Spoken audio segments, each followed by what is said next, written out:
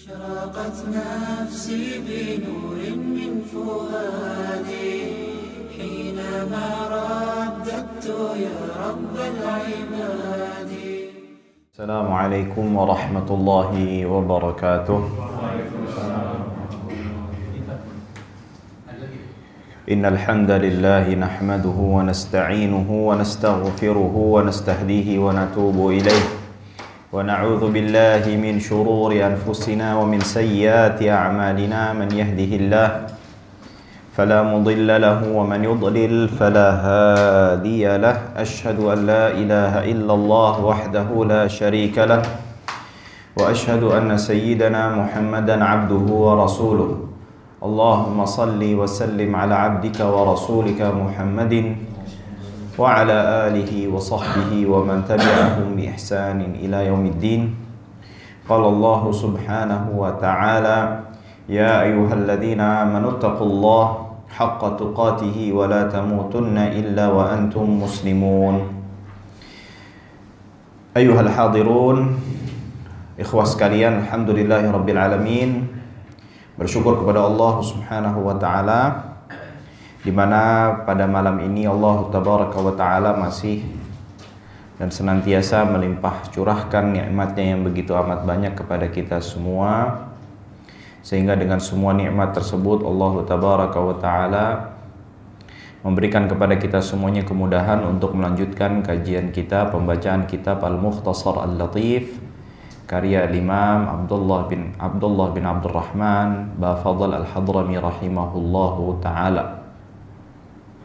Salawat dan salam tak lupa untuk kita limpah curahkan kepada suri tauladan kita, Nabi kita Muhammad sallallahu alaihi wasallam beserta keluarganya, kerabatnya, sahabatnya dan pengikutnya yang setia hingga akhir zaman. Ayuhal ikhwah, kita sampai kepada pembahasan tayamum, ya. Beliau rahimahullahu ta'ala berkata, faslun, fasal, wa yajibut tayammumu anil hadathil asghari wal akbar.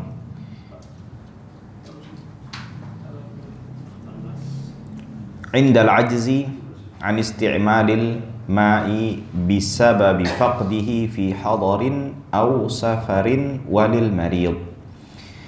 Artinya adalah, dan diwajibkan untuk bertayamum disebabkan hadas atau karena hadas kecil atau hadas besar ketika tidak mampu atau memungkinkan untuk menggunakan air, yang dimana tayamum tersebut diperbolehkan dengan sebab tidak mendapatkan air, baik di saat sedang kita bermukim atau sedang bersafar, dan juga bagi orang yang sakit.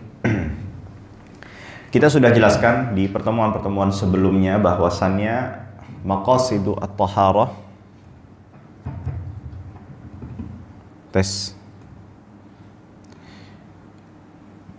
adalah wudu, ghusl, tayamum dan izalah an-najasah. Nah, sekarang kita masuk kepada maqasid yang ketiga. Maksud dari taharah, bersuci yang ketiga, di mana Allah Tabaraka wa taala mensyariatkan tayamum ini untuk memberikan kepada kita semuanya kemudahan yang berasal dari Allah Tabaraka wa taala.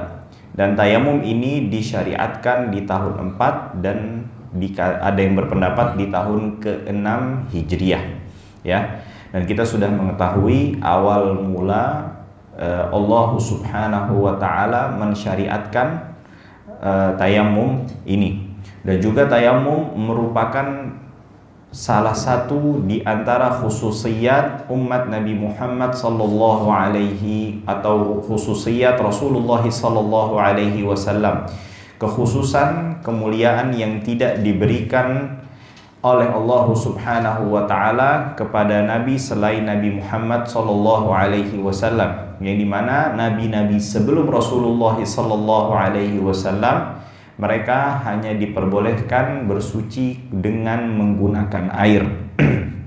Maka dari itu dalam sebuah sabdanya Nabi Muhammad sallallahu alaihi wasallam bersabda, "U'titu khamsan lam yu'tahunna ahadun minal anbiya'i qabli." Ada 5 hal yang aku diberikan atau tidak ada nabi selain diriku yang diberikan kelima hal tersebut, yang diantaranya adalah wa ju'ilat liyal ardu masjidan wa turabuha tahuran, dan saya diizinkan atau dijadikan bumi ini, tanah ini ya, sebagai masjid, diperbolehkan kita untuk sholat ya, dan tanahnya sebagai artinya bisa suci dan juga mensucikan. Tetapi para ulama menjelaskan bahwasannya tayamum ini sebagai badal, pengganti, bukan rafi', badal dan juga mubih. Badal dan juga mubih. Apa itu maksudnya mubih?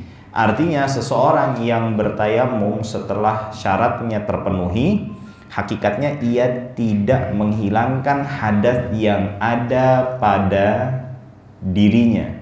Akan tetapi Allah Subhanahu wa ta'ala mengizinkan seseorang yang bertayamum setelah memenuhi syarat-syarat yang telah ditetapkan untuk melaksanakan ibadah-ibadah yang disyaratkan untuk dikerjakan dalam kondisi suci. Ya, jadi bukan menghilangkan hadas loh ya, tayamum beda. Ya, bukan menghilangkan hadas. Artinya seseorang yang sholat dengan kondisi bertayamum itu hakikatnya hadasnya masih ada pada dirinya. Tetapi Allah Subhanahu wa ta'ala atau syariat memberikan izin, ya, memperbolehkan bagi orang tersebut untuk melaksanakan sholat dengan tayamum yang telah ia kerjakan. Ya, hal ini sebagaimana yang diajarkan oleh Nabi Muhammad sallallahu alaihi wasallam kepada Ammar ibn Yasir radhiyallahu taala anhu, yang dimana beliau pernah di dalam satu safar, ya, junub di dalam salah satu safarnya. Lalu ya beliau melakukan seperti apa?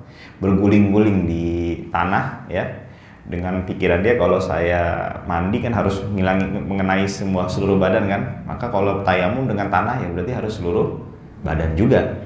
Nah, jadi dia berarti, tapi Rasulullah SAW mengatakan cukup bagimu untuk apa? Mengusap wajah dan juga kedua telapak tangannya. Artinya tayamum ini juga bisa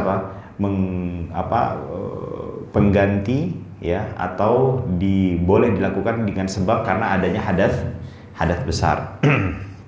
Lalu beliau mengatakan indal ajzi an isti'mali al-ma, ketika tidak mampu untuk menggunakan air, ya. Nah, lalu beliau mengatakan bisa babi faqdihi, disebabkan karena tidak mendapatkan air, ya,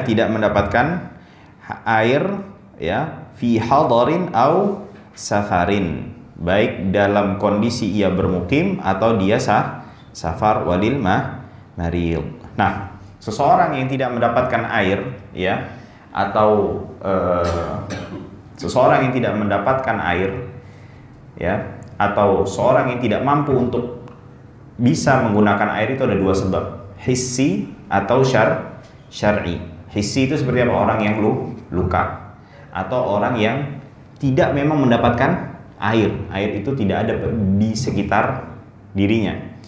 Atau secara syar'i, ia tidak mampu untuk menggunakan air, ya, seperti orang yang sedang haid ataupun nifas. Nah, ala kulli hal, seseorang yang tidak mendapatkan air, kondisinya dia diharuskan untuk mencari air tersebut,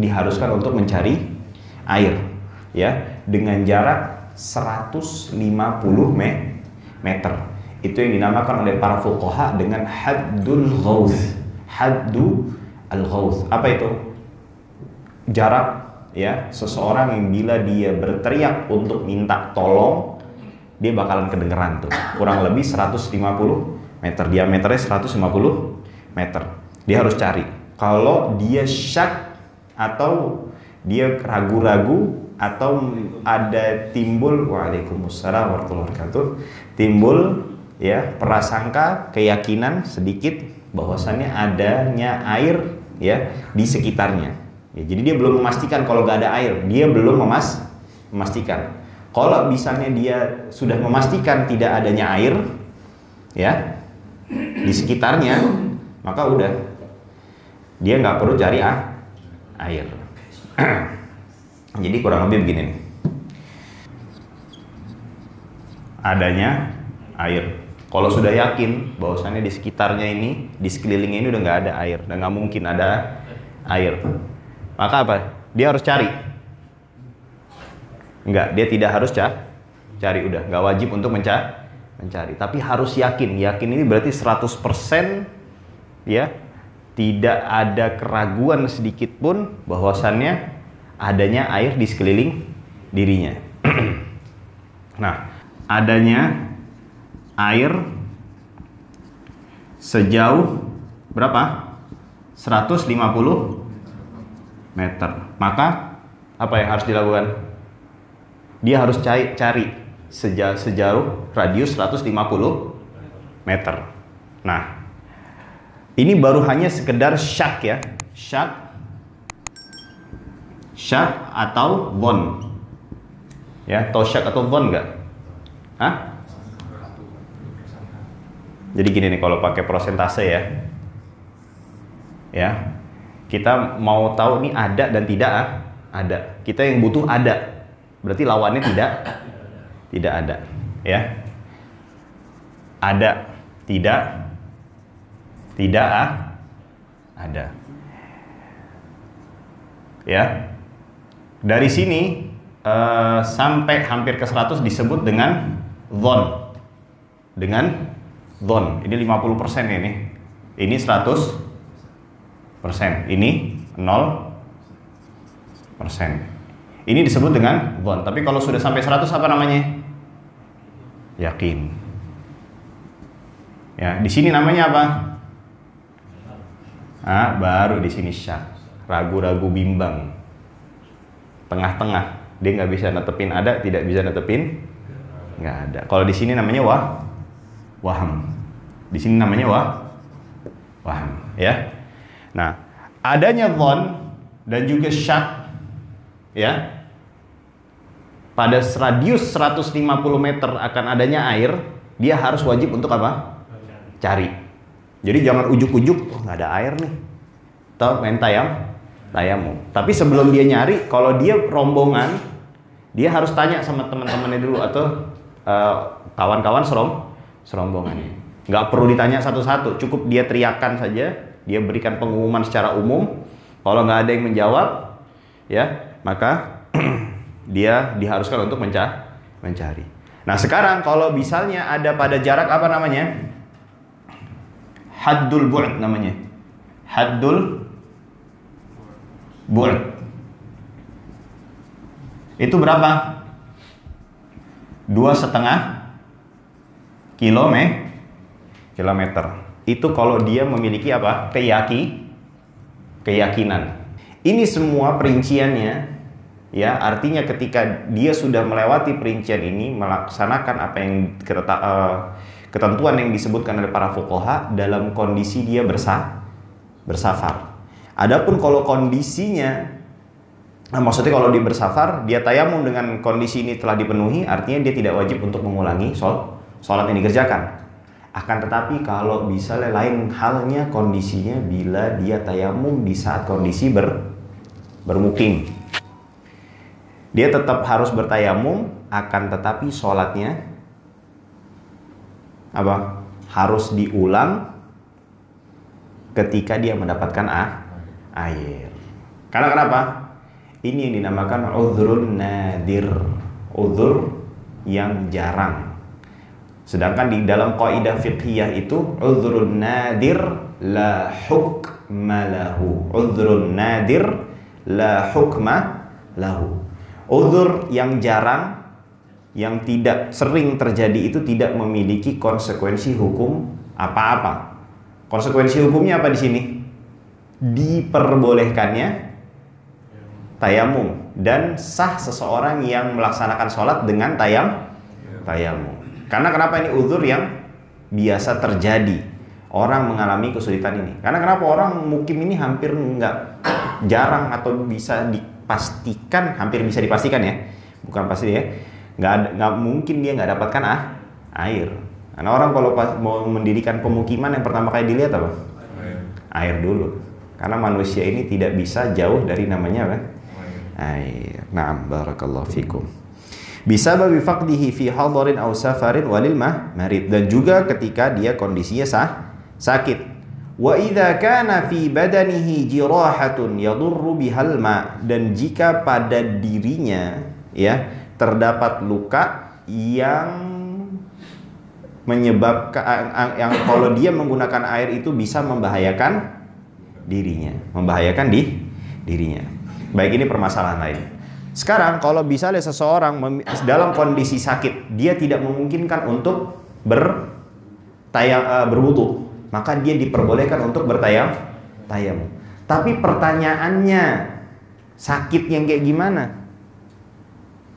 Bener kan? Masa sakit kepala sedikit, masuk angin, mual-mual dikit terus tayamum sih kan nggak juga kan? Bener ya? Karena sakit juga beda-beda kan? Orang mual, gitu, dikerok, tayamum deh kayak gitu, nggak juga, ya. Tetapi kondisi sakit yang dimaksud adalah bila seseorang menggunakan air menyebabkan kematian pertama, menyebabkan kematian, atau yang kedua adalah menyebabkan sakit yang dideritanya semakin parah, atau yang ketiga adalah apa? Bila dia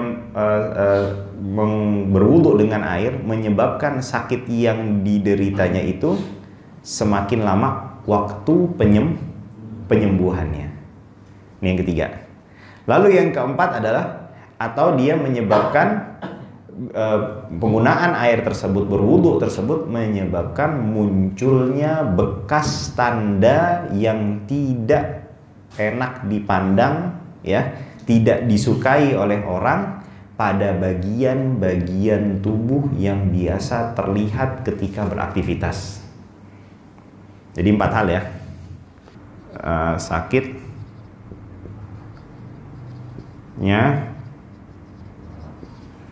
tambah parah. Bisa dibaca ya tulisan Anda ya. Dimaafin ya. Lalu yang ketiga apa? Memperlambat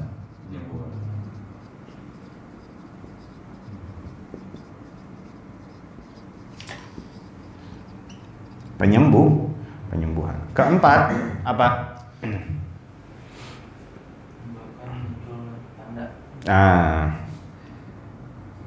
Memunculkan tanda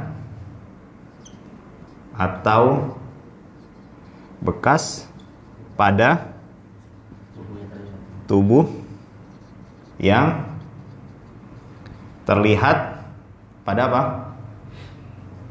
Pada saat aktivitas. Kan orang kalau lagi sholat kan kadang-kadang pakai tangan panjang gini kan, bener ya? Tapi kalau dia kerja kadang suka pakai tangan pendek, nanti ada tanda di sini. Nah, kalau dia berwudu akhirnya menimbulkan tanda seperti ini, maka itu diperbolehkan untuk apa? Untuk dia bertayamum, ya, untuk dia bertayamum. Kalau ini nggak lihat dia mukim atau safar, tetap diperbolehkan untuk apa? Untuk bertayamum. Jadi nggak semua, ya, orang ya sakit itu lalu diperbolehkan untuk bertayamum. Bila pada tubuh seseorang itu adanya luka. Ini kan sakit macam-macam ya. Sakit macam-macam. Oke, sebelum ke situ dulu, sekarang siapa yang menetapkan bahwasannya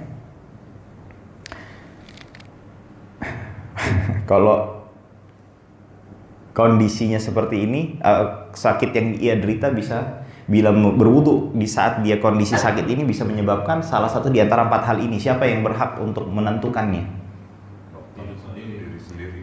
Diri sendiri berdasarkan pengalaman. Kedua adalah tabibun adlun, tabib yang adil, dia punya adalah. Apa itu adalah? Bukan adil maksudnya kita apa? Adil dalam artian bahasa Indonesia, tapi maknanya adalah malakah, ya, tajurru sahibaha ila fi'li ta'ati wa tarkil manahi wa khawarimil muru'ah. Ya, ini adalah sebuah karakter. Lihat, berkarakter. Ya. Karakternya itu menjadikan seseorang ya yang memiliki karakter tersebut untuk senantiasa menjaga perintah syariat dan menjauhi larangan dan menghindari atau menjauhi segala bentuk ya perbuatan ya yang merendahkan ya atau yang berlawanan dengan etika norma di tengah masyarakatnya. Jadi 3 tuh. Dia menjaga apa? Jaga syariatnya. Lalu yang kedua apa? Iya, karakternya itu menjaga syariat. Syariat itu larangan dan perintah, menjaga etika norma yang berlaku di masyarakat. Nah, sekarang kalau dokternya nggak begitu, berarti kita apa? Hah? Nggak apa? Nggak boleh kita ambil patokan jadi hukumnya, ya.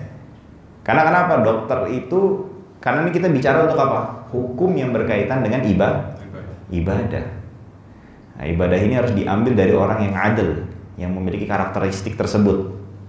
Ya, kalau dokternya, masya Allah, ya kan, nyari duit, ngebohongin pasien, nggak ada ya di situ ya. Di sini nggak ada kayaknya, banyak apa? Nah, itu nggak boleh diambil. Nah, maka itu penting bagi setiap profesi itu untuk memahami syariat-syariat ya fikih yang memiliki kaitan erat dan secara langsung dengan profesinya. Ya. Kayak misalnya tentara tuh hukum sholat apa? Sholat perang. Dokter tuh nanti bagaimana hukum orang yang akan kita bahas nih. Kalau dia pakai bebet, ya. Kalau dia pakai bebet. Nah, oke. Ini jelas ya. Jadi kalau orang tabib yang adil atau berdasarkan pengalaman kita atau orang di sekitar kita menyatakan bahwasannya ya kalau kita pakai atau berwudu ya dengan kondisi sakit yang kita derita tersebut menyebabkan salah satu di antara 4 hal ini, maka diperbolehkan untuk apa? Bertayamum. Nah, sekarang kalau kondisinya bagaimana? Seseorang ya yang dia pakai ya perban ya atau hansaplas nutupin lukanya. Nah, itu bagaimana? Nah, ini kita akan jelaskan untuk bisa sah menggunakan perban ini. Terlebih lagi proses penyembuhannya memakan waktu yang panjang, kesian. Nah, jelas ya, memakan waktu yang panjang. Lalu pada selain anggota tayamum. Oke, di sini ada 3 kondisi. Di sini ada 3 kondisi. Kondisi yang pertama ya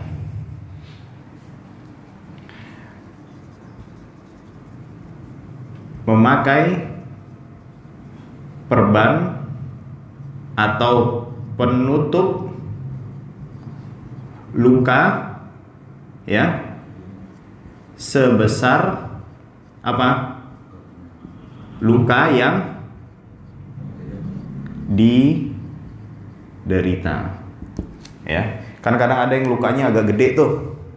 Cuman pakai apa? Kayak tempelan gitu doang. Ya udah, penutupnya cuman sebesar luka yang dia derita. Ya. Oke. Lalu yang kedua adalah ya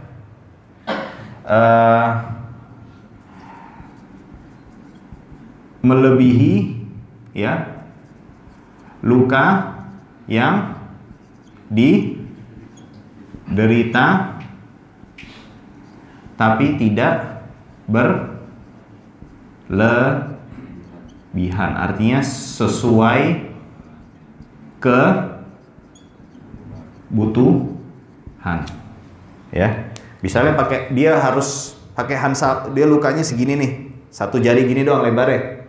Paling-paling kurang lebih dia butuh setengah jari, ruas jari ini. Toto dia kasih handsaplastnya selebar gini. Nah ini nggak boleh nih. Nah ini dia diperbolehkan sesuai dengan kebutuhan, sesuai dengan kebutuhan. Jadi kalau dia memungkinkan untuk menggunakan cuman setengahnya ini doang, ya, dan memungkinkan untuk menutup lukanya, ya, maka kondisinya dua, ya. Setelah bersuci, ya, tanpa bersuci sebelumnya.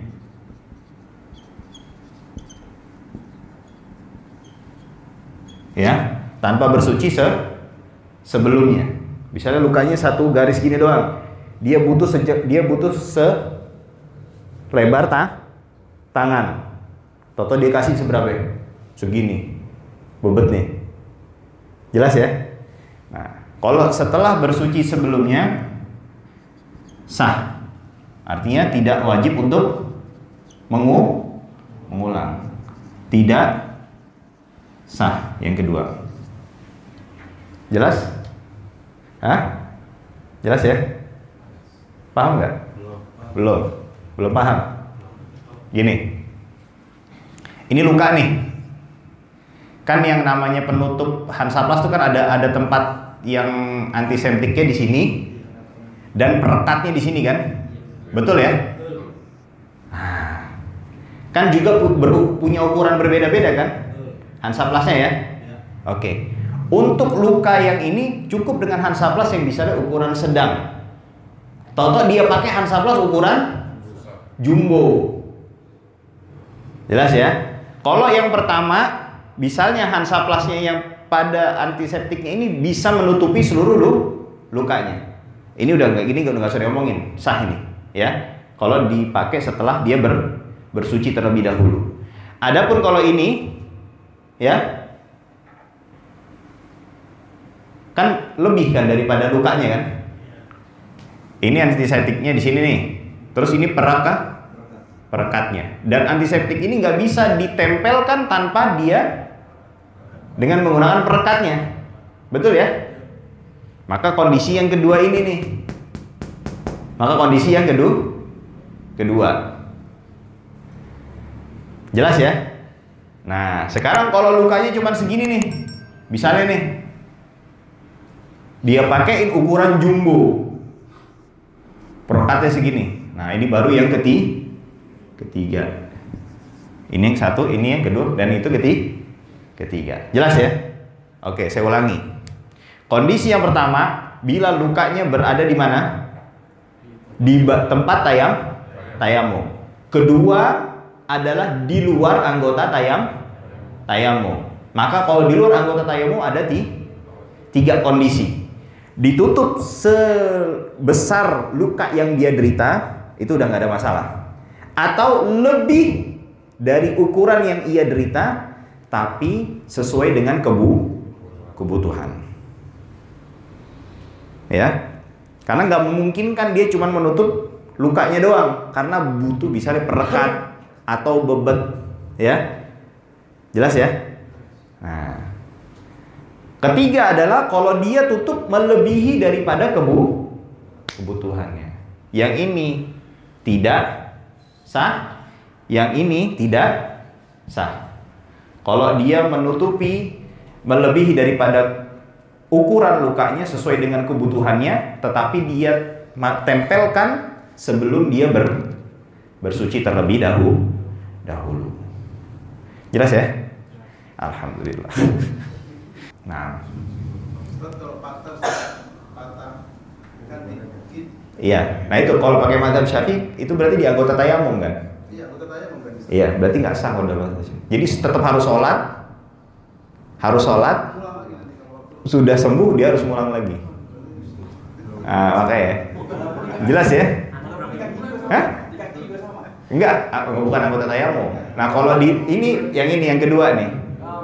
Jelas ya? Hah? Hah? Enggak kalau yang di luar. Iya, ini kan di luar pada selain anggota tayamum. Jelas ya? Nah, makanya Ana bilang ini udah jelas ya, udah clear ya, semua ya. Oke. Kalau di dalam mazhab Hanafi paling gampang sudah. Pokoknya, mengenakan pada anggota tayamum, di luar anggota tayamum, ya. Dalam kondisi bersuci sebelumnya atau sesudah bersuci sebelumnya sah.